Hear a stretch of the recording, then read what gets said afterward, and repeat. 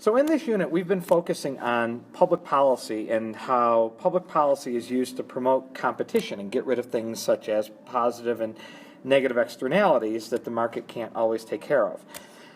And competition becomes important because we have seen that competitive markets, in the absence of externalities, tend to produce efficient outcomes.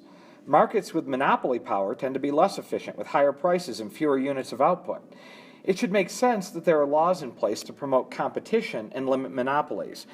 And so what we're going to look at in this module is how the government often will intervene to try to promote competition in the marketplace and restore some of the efficiency that is lost without it.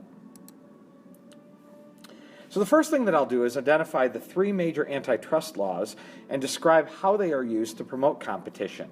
After that, I'll explain how government regulation is used to prevent inefficiency in the case of natural monopoly. And finally, I'll discuss the pros and cons of using marginal cost pricing and average cost pricing to regulate prices in natural monopolies. So let's get started.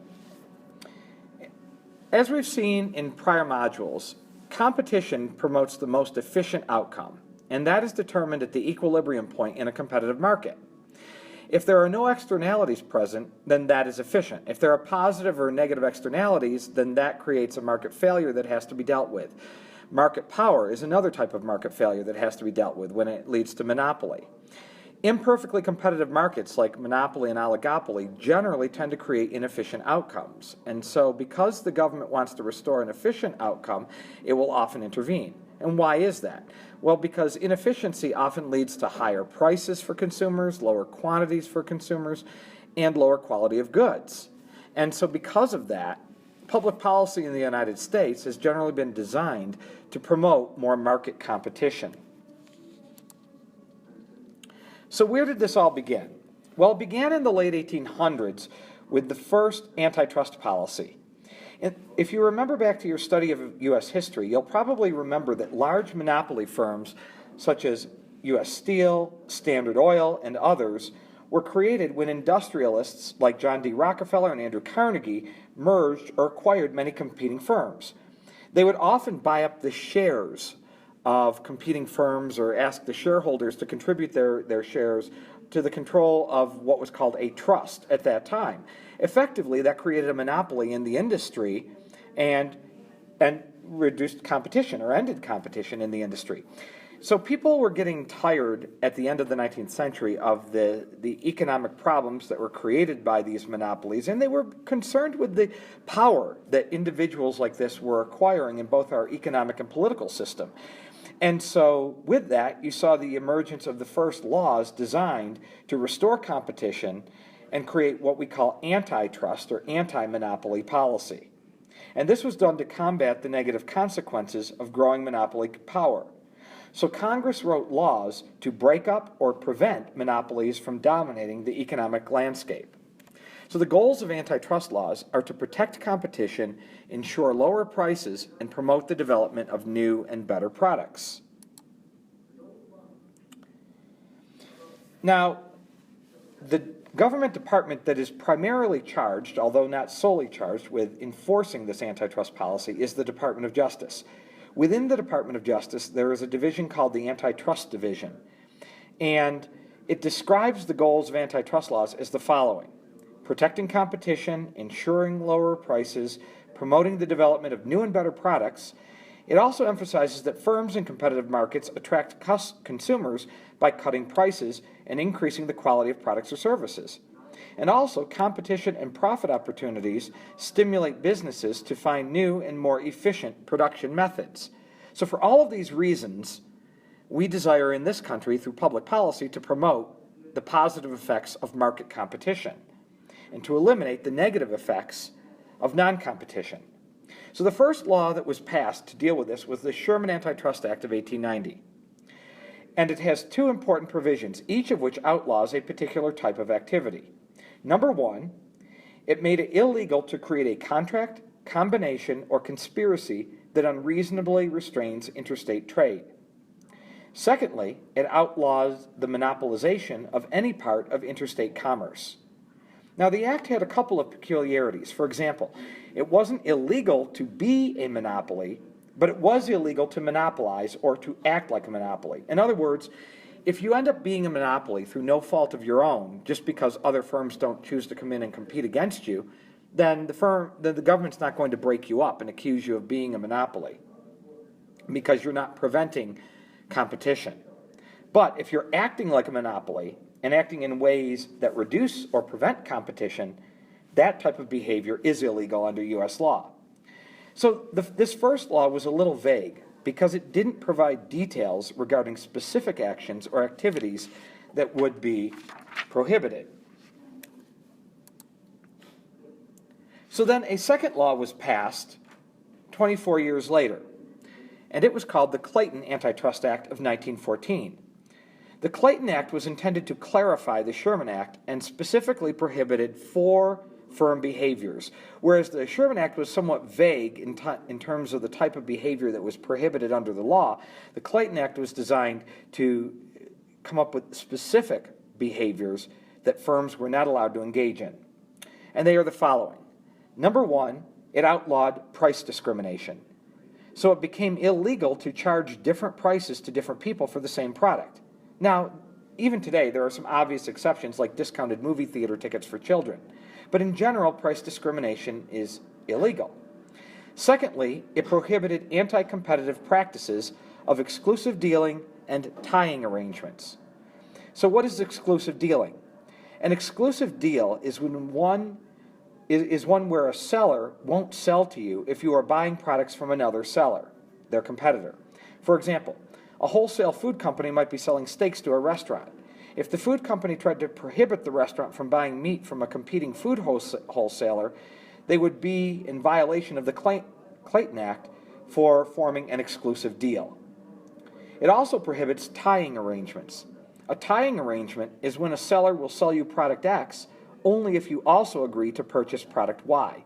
For example, if McDonald's told you that you could buy a cheeseburger only if you also bought French fries, this would be a tying arrangement that might get McDonald's in trouble for anti-competitive behavior. The third type of behavior that's prohibited under the law is anti-competitive mergers. So if one company wants to merge or combine with another company to form one larger, bigger company, it can be prohibited if it reduces competition too much. And so, for example, if Coca-Cola and Pepsi-Cola were going to merge into one ginormous soda company, this would probably be judged as illegal under the Clayton Act and prohibited by the government. The companies would not be allowed to merge. The government would look at what such a merger would do to the concentration ratio, or the Herfindex index, and pricing power within the post-merger industry. So even today, if 2 firms want to merge together, it has to be reviewed by the Antitrust Division of the Justice Department, and they have to get approval from that division before they can go forward with the merger. If the division doesn't green-light them, then the merger is prohibited and they're not allowed to combine. The fourth type of practice that is prohibited are interlocking directorates. Interlocking directorates occur when there are 2 companies that share members of the board of directors. In other words, a person that's on the board of directors of one company is on the board of another company. This would allow that person to then control the behavior of the 2 companies and prevent competition. So 2 companies are not allowed today to share members of the board of directors.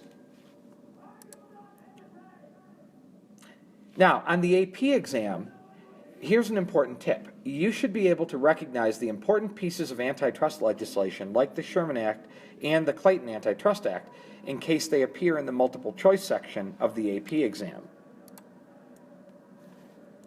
The third law that we will look at that was passed to regulate anti-competitive behavior was the Federal Trade Commission Act of 1914, which created the federal agency to regulate this called the Federal Trade Commission, or FTC. The Federal Trade Commission prohibits unfair methods of competition in interstate commerce, and as I said, created the Federal Trade Commission, or FTC, to enforce the act. The FTC Act outlaws unfair competition, including unfair or deceptive acts. The FTC Act also outlaws some of the same practices included in the Sherman and Clayton Acts. In addition, it specifically outlaws price fixing, including the setting of minimum resale prices. It outlaws output restrictions, and it outlaws actions that prevent the entry of new firms into the industry. The FTC's goal is to promote lower prices, higher output, and free entry into the market, all characteristics of competitive markets. If you are more interested in what the FTC does, you can go to the government's website for this agency, ftc.gov, to learn more about it. Now, we've said that in most cases, if a monopoly exists, it's in the best interest of the government to break it up and to prevent the monopoly from existing in the first place. But there is one exception to this rule, and that is when a natural monopoly occurs. And remember, we said a natural monopoly occurs when economies of scale make it efficient to have only one firm in a market.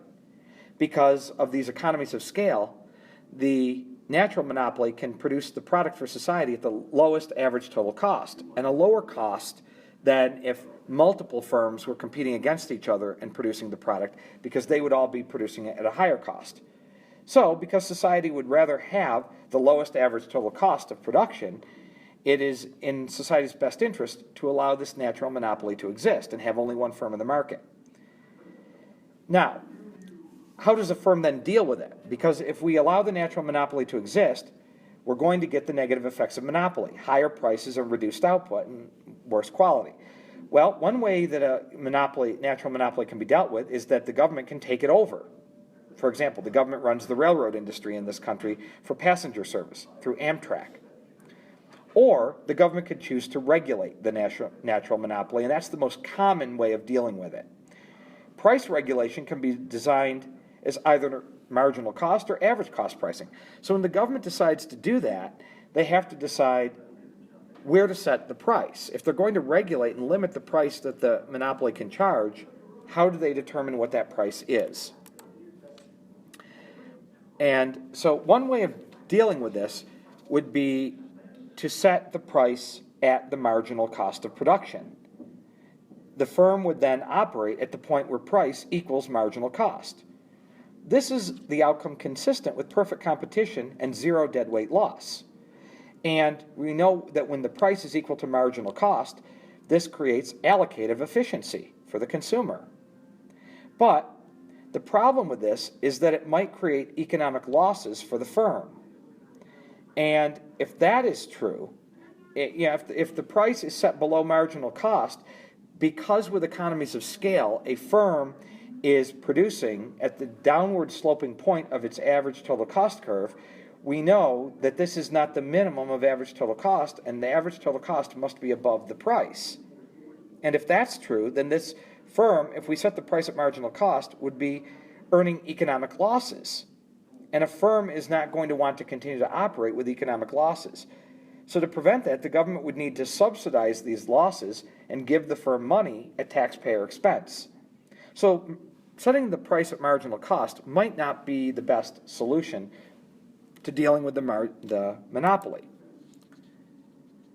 You can see that in this graph here, that if the price is set at marginal cost, that's the efficient outcome for society, but it's the average total cost of the firm is above the price at that point, and we know when that's true, the firm is earning economic losses.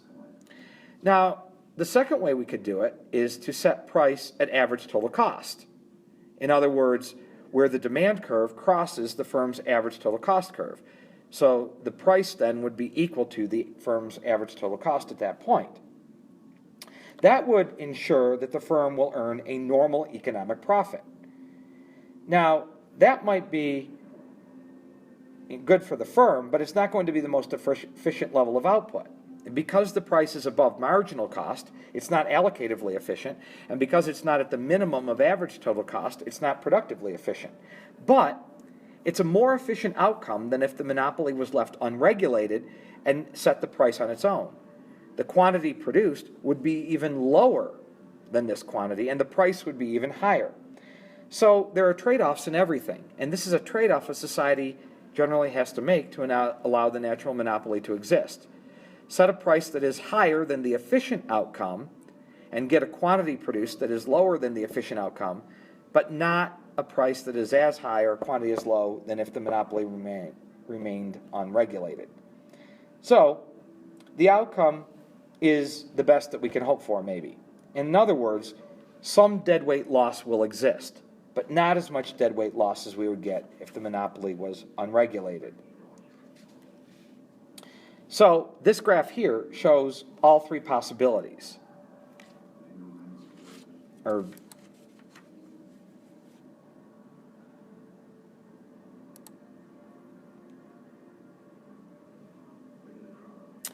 So if regulators want to set the price so that the firm does not require a subsidy, they can set the price where the demand curve intersects the average total cost curve and the firm breaks even. That's what we just saw in the previous graph that we call average cost pricing. And this is the option that is most commonly chosen to set the price when dealing with a natural monopoly. Now, here we see an example of the way in which we deal with monopoly with pricing power and power plants. With high startup costs, power plants like electricity and natural gas plants are natural monopolies. Now, if we allowed competition and many plants existed and produced electricity or gas and competed for customers in the same region, none of them would sell enough energy to warrant the cost of each plant. Back in October of 2010, U.S. Interior Secretary at the time, Ken Salazar, and representatives from Wind Associates signed a lease for a wind farm that has a lower output and higher startup cost than a coal-fired power plant. So why would we do that? Well, because as supplies of coal decrease and energy demand increases, the equilibrium price for coal energy will rise, and that will help investments in wind energy to pay off in the future. Let's take a look at this video now on regulation.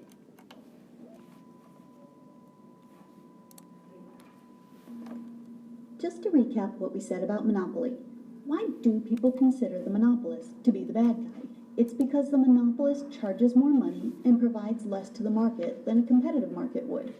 Which people consider this to be bad? Certainly not the monopolist. Consumers view a monopoly as bad. Now, if it were the case that consumers lose $1 and the monopolist gains $1, the government, who's interested in net social welfare, wouldn't care. But the fact of the matter is that for every $1 gained by the monopolist, many dollars are lost by consumers, so the government frowns on monopoly as well.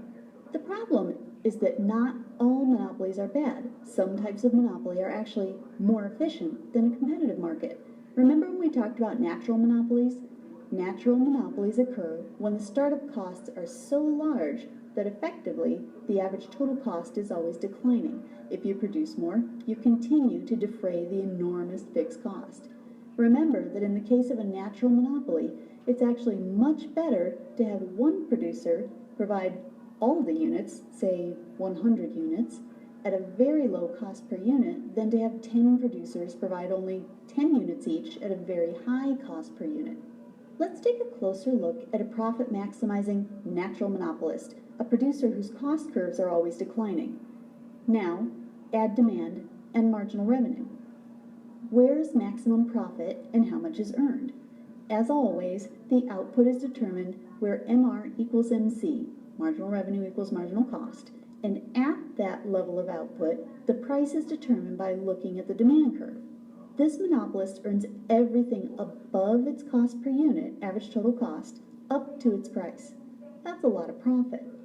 Now, what happens if the government steps in and tries to make this firm behave more like a competitive industry? In a competitive market, price ends up being equal to marginal cost, and this somehow seems fair to us because then the price tag is just equal to the additional cost on the last unit produced. What happens if the government decides to subject the natural monopolist to marginal cost pricing?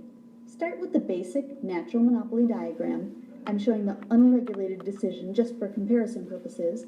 Where is this producer forced to operate under marginal cost pricing regulation? Remember that the demand line shows the prices, so price equals marginal cost where the demand and marginal cost intersect. Under regulation, the government and consumers are very happy. For example, if this is an electricity producer, then lots of power is being provided at a very low price. Who's not happy with this scenario? The monopolist.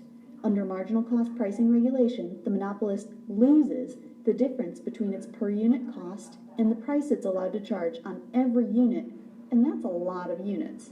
If you were this producer, what would you do? I know what I would do. Get out at the first opportunity. A marginal cost pricing regulated monopoly will lose money, so it will exit the industry. But then there's no one to produce the product, and we're all left without. Again, imagine the power producer. What do we do with no power being produced? What now? Well, the government is going to have to figure out some way to persuade the monopolist to stay. Now, the government wants to be careful because it wants to cover the firm's losses but not go so far as to give the monopoly positive profits because this would probably anger consumers. There are a few options. 1. Subsidize the monopoly to the tune of average total cost minus the regulated price on each unit to just cover the loss. This might not go over too well with voters because taxpayer dollars are used to pay a monopoly, but effectively what's being done is a redistribution. The wealthier pay more taxes so that everyone, especially the poor, can afford electricity. Option 2. Instead of paying the monopolist, the government could just allow it a slightly higher price such that it can just break even. This would be average cost pricing regulation. It results in a slightly higher price and slightly less output than marginal cost pricing, but does not cause the losses that would result in the monopolist exiting the industry. Option 3. There is a third method that the government could use. Allow the monopolist to price discriminate. Price discrimination means that the producer can charge different prices to different customers for the same product. This would allow the monopolist to get more money from its customers while no one pays more than they're willing to pay for the product. Of course, from the producer's standpoint, perfect price discrimination would be ideal, where each customer pays exactly his or her maximum willingness to pay, but how could this be done? You can't exactly go door to door asking each customer how much he or she would be willing to pay because those customers don't have any incentive to be truthful with you. In fact, they have every incentive not to be truthful. Instead, producers find ways of capturing blocks of customers. For example, a producer can use peak off-peak pricing system. When customer demand is highest and most inelastic, you can charge more. When the demand is lowest and most elastic, you charge less. This model is used for electricity, bus fare, movies, etc. It's also possible to price discriminate against the people with the highest opportunity cost of their time by way of coupons and rebates.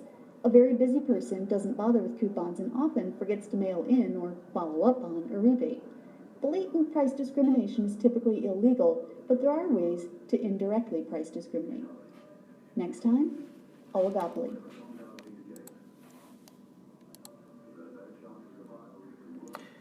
So here you see an activity that we'll do in class on regulation. Here's a video that you can watch at the ACDC Econ website. It's Micro Unit 4, question number 7 on regulating natural monopolies. And here is a summary of what we have looked at in this module.